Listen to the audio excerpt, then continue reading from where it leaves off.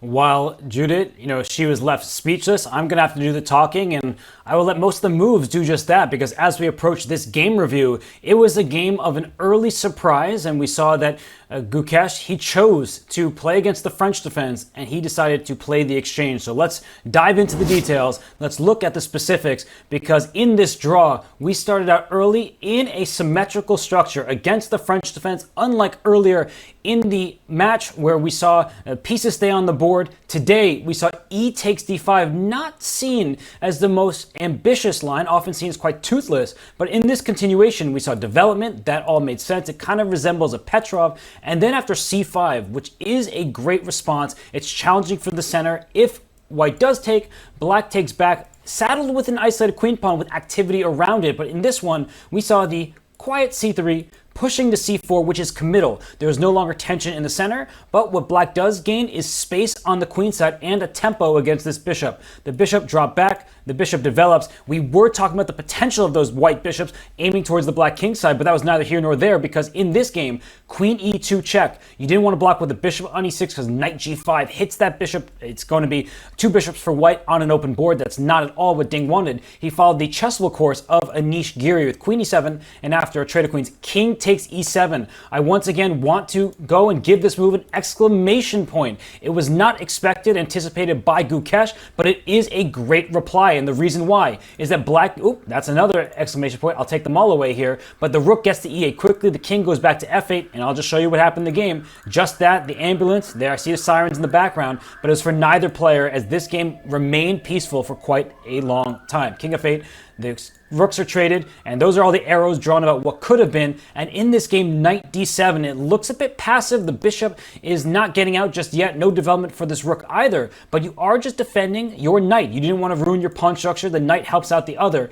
And as the game continued, knight d2, h6, this was a good decision. In many variations, that pawn was within the bishop's line of fire. It could have been captured, so it comes up one square with tempo. And as the rook comes in with check in the next couple moves here, the king slides to f8. And this was a huge moment in the game. I think it changed the game completely, the nature of it. When seeing that g5 is going to be played, the bishop will come back, the knight can take that bishop, suddenly black gets the bishop pair and can still go for b5 and b4. Here, Judith Polgar became a prophet. She played and suggested rather g4, which is what Gukesh played in this game, and it caught me by surprise. I said Capablanca would be shaking his head in disbelief because it's such a weakening move. It attacks a knight, sure, but it allows that knight to sink its teeth into the f4 square, a valuable outpost. And what's an outpost? It means a pawn can't kick that piece out, so it can stay there as long as it isn't under pressure. But immediately a pressure was applied, and you see the arrows come back. That knight on d7's hopping out the way,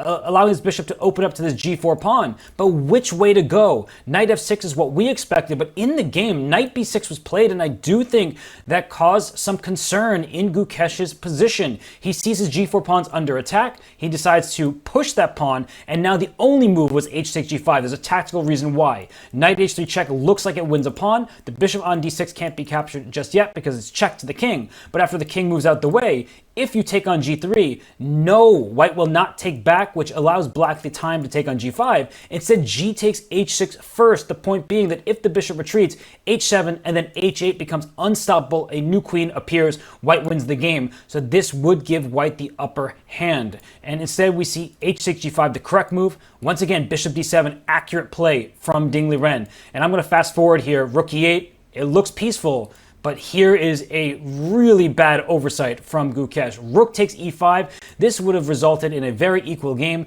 because if the knight comes to d3, now after the trade of pieces, b3 is available. There is no, as you see the arrows come up, no rook c8. The c3 pawn can't be attacked, which means it's defended. In the game, on the other hand, we saw the pawn capture back. It deserves that question mark, and I'm not trying to be harsh. You could see by Gukesh's reaction to knight d3, he just completely misevaluated something here. After bishop takes, pawn takes, no longer is b3 such a good suggestion, because b3 allows this rook to come to c8. This c3 pawn's in the line of fire. If you defend passively with a move like rook c1, their idea is like pawn to d4, exploiting a pin, and after c4, even more exploitation of that pin. knight to d5, and you can see that all of black's pieces are pouncing, ready to go on the offensive. The knight comes into c3 or to b4, and knight e2 check. The a2 pawn is loose. There are huge problems, and those passed pawns are a thorn in white's side. So in the game, we did see the pawn come to f3. I want to call that a very, very strong move, and I'm going to give an exclamation point, because just when it looked like Gukesh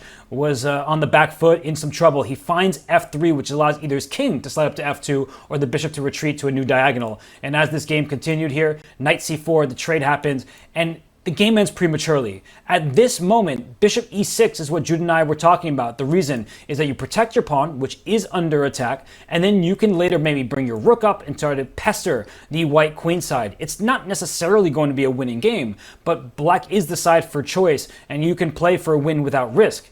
In the game, it ended suddenly. Bishop c6, not a bad move by any stretch of the imagination.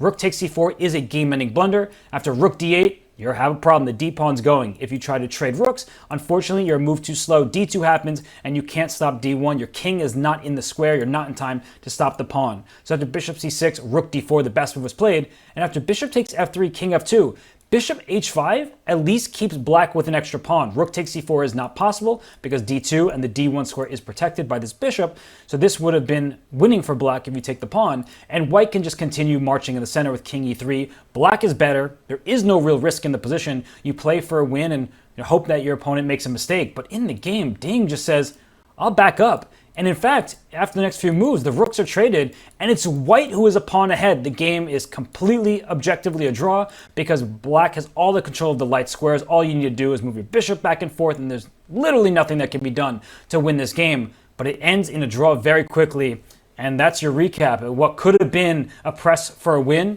ends in an abrupt draw